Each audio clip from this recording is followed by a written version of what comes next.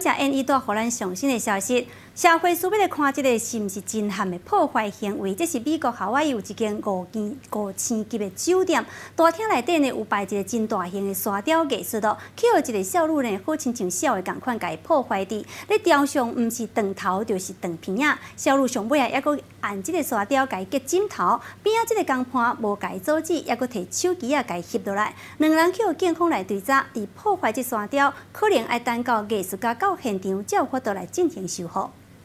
沙雕艺术家劳心苦前的创作，伫个几秒钟内底，就互人甲耍断去，规个拢落索去。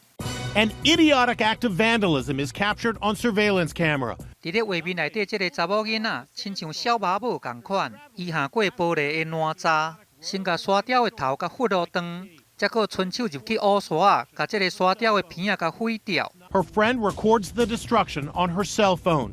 If that's not enough, the vandal slams a pillow into the sculpture. 这项的破坏行为就出现伫美国夏威夷皇家夏威夷酒店大厅内底这座大型的沙雕，去互当地两个查某囡仔，一个人甲破坏耍断，另外一个人摕手机仔咧翕。规个过程，因两个人搁伫遐激拉稀，互民众真正唔敢相信。It makes you sick. I mean, I feel sorry for the artist.